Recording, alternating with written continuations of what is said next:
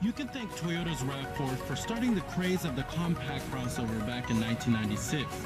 With it being one of Toyota's best-selling vehicles now, the Rav4 makes for a pretty compelling choice for a compact crossover.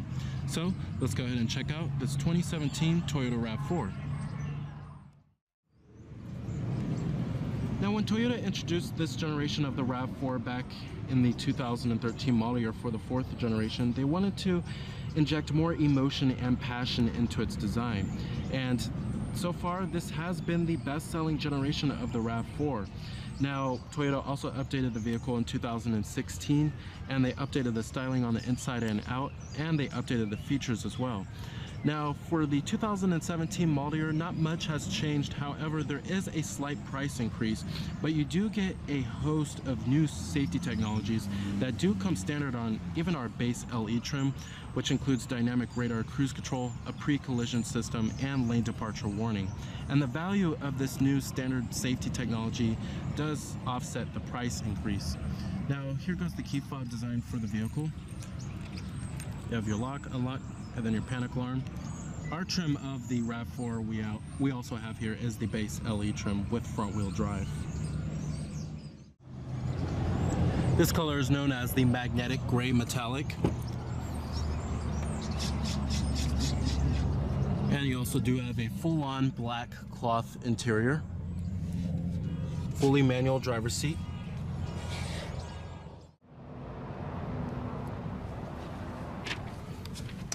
All right, now stepping on inside of the Rav4 here, it's an okay looking cabin design. I do like how the 6.1-inch touchscreen does come as standard equipment. But overall, it's not too shabby for our fairly basic LE trim level. Now, not much has changed for the interior for the Rav4 for 2017, but the biggest change that they've made is to the gauge cluster, and that was one of my biggest complaints for the 2016 Rav4. But you finally have a new LCD display. It's finally in modern times. Push button ignition is available on higher end trim levels for the Rav4.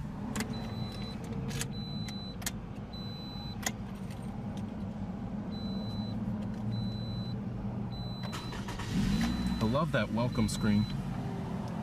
And what you're hearing there is a 2.5 liter four-cylinder that's also borrowed from the Camry. Coming to your transmission, 6-speed automatic here, manual shiftability, nothing too out of the ordinary. Putting the vehicle into reverse, we'll display your rear view camera with guidance lines. I'm gonna go ahead and turn on the headlights. Automatic driver's side window. Let's go and pop up the hood and check out the engine bay. Let's go ahead and check out the exterior of the Rav4. Now, when Toyota also introduced this generation Rav4 a couple of years ago, they made the vehicle much smaller, and then they also got rid of the available option for a V6 engine and a third row seating option. Now, some vehicles in this class do offer a third row seating option, such as the Nissan Rogue. Coming up front, we have halogen projector beam headlights. You can get LED headlights on higher end trims, as well as LED daytime running lights are also optional.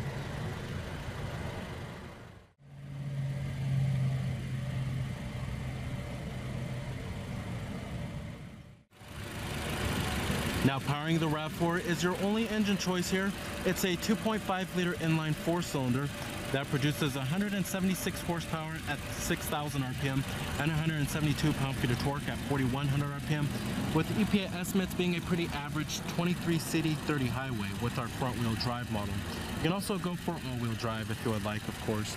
But this is your only engine choice, and some of its competitors do offer more powerful optional engine choices, such as the Ford Escape as well as the Chevrolet Equinox. But there's no turbochargers here or anything like that, and some of its competitors do have that. No competitors of the Rav4. You have the vehicles in the compact crossover class. This includes the likes of the Honda CR-V, Nissan Rogue, Ford Escape, GMC Terrain, Chevrolet Equinox, and the Subaru Forester. Trims for the Rav4 start at the base LE. You're looking at $24,910. XLE, which is the mid-trim level, $26,830. The luxurious limited, $31,830. And then the top of the line platinum, $34,750. 17-inch steel wheels.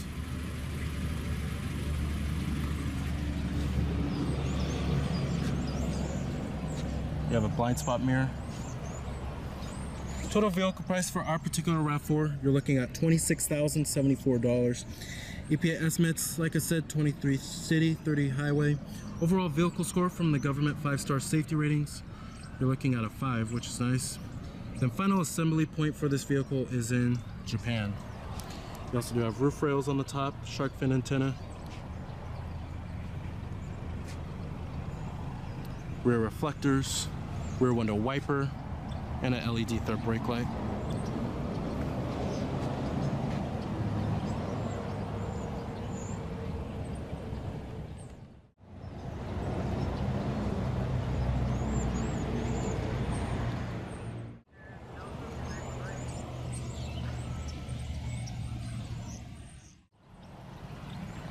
Power windows, door locks, and your power mirrors are located right here.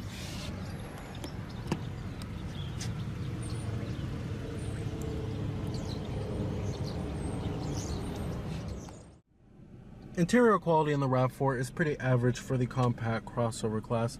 Soft touch materials do abound in some places, but remember we do have a fairly basic LE trim here. But you do have a soft touch armrest and then mid-door panel, which are wrapped in cloth.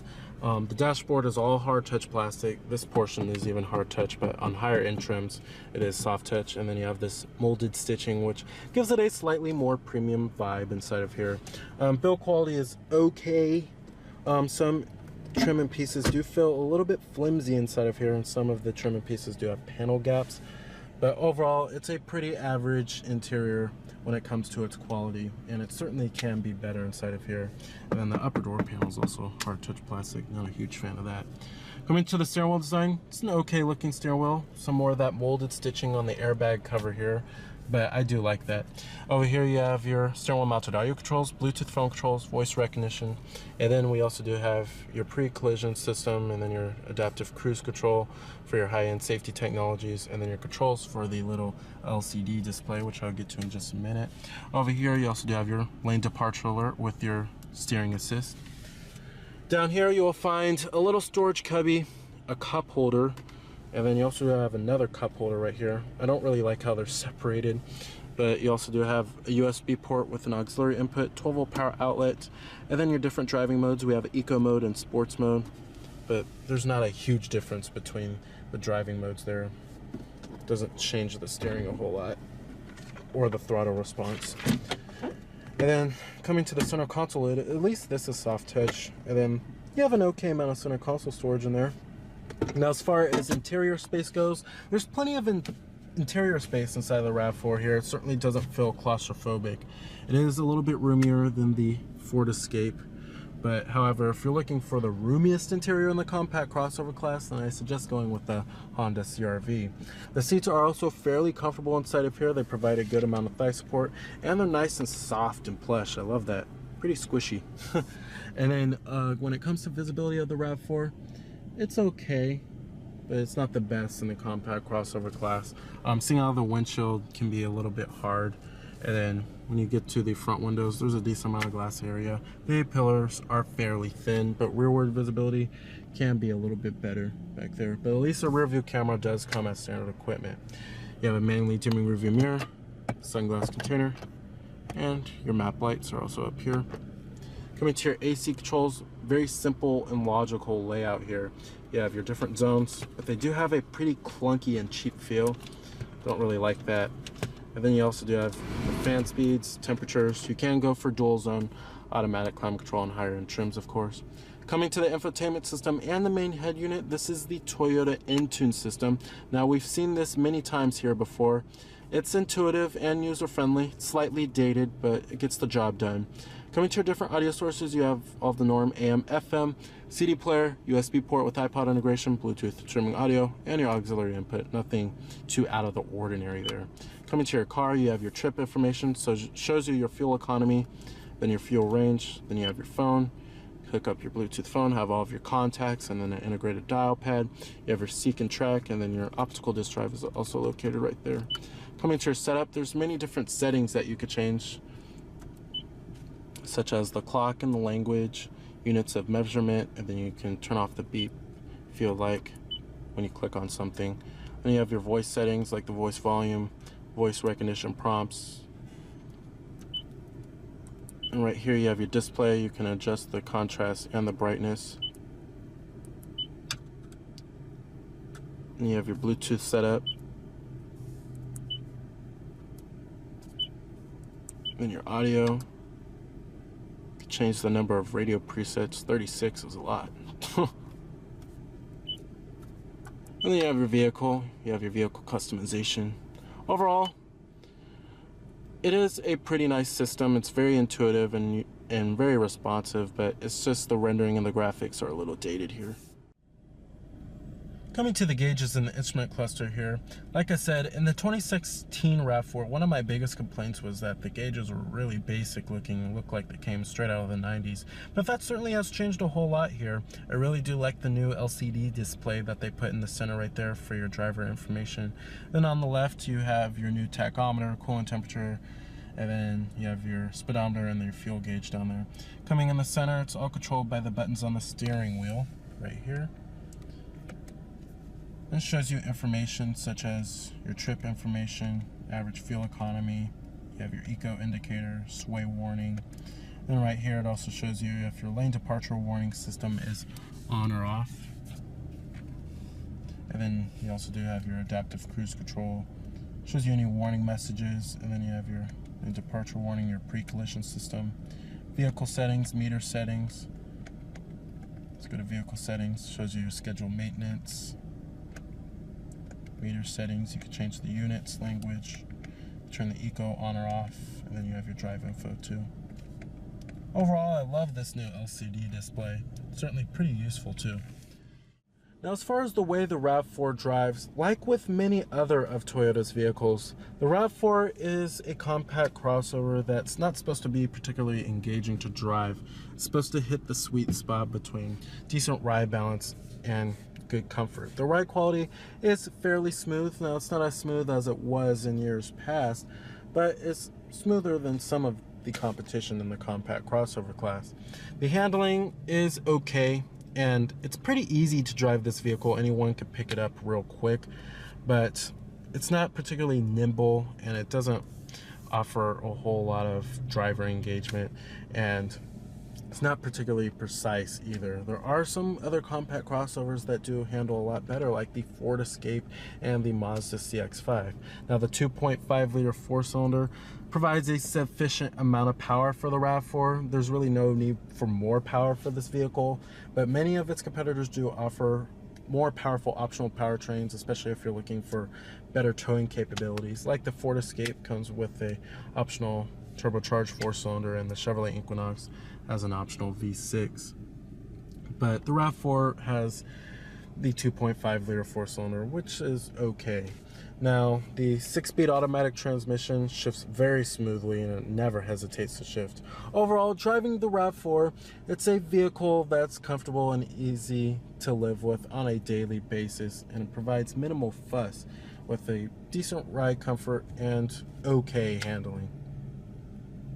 All right, now let's go ahead and shut down the Rav4. Let's go ahead and check out the cargo space and the rear seat leg space for the rear seat occupants. Now, you can get an optional power tailgate on higher end trim levels for the vehicle. The rear seats also do fold down 60-40 split, and it's a pretty easy mechanism, which I'll show you guys in just a minute. But cargo capacity is pretty good. Now, it's not as good as, say, as the Honda CR-V, but it's okay.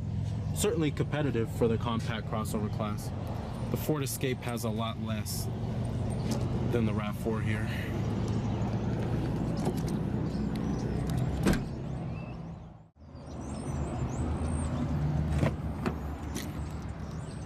Now, to fold down the rear seats is pretty easy. Just pull on this lever right here and they'll come right down.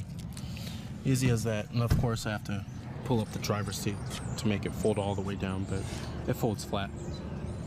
These second row seats also do recline. Now, sitting back here in the Rav4, there's a decent amount of legroom, decent amount of headroom, actually a lot of headroom, but there's certainly a decent amount of legroom. for the rear seat occupants. Certainly doesn't feel cramped back here. And you have a rear center armrest with cup holders, rear adjustable headrests, and then dual mat pockets. Overall, it's not too bad back here. But some competitors, like the Nissan Rogue, do offer third row seating.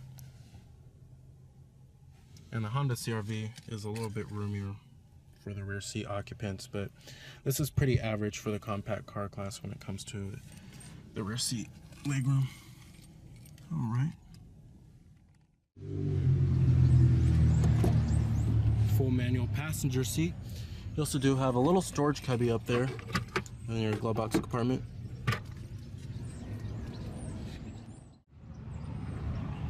So the 2017 Toyota RAV4 is a very well-rounded compact crossover, especially with its new added standard safety technologies. And then also it's very comfortable and easy to live with, provides decent interior space, and it's also very reliable and has pretty good resale value. So remember that this is Cameron Birch from Cameron's Car Reviews.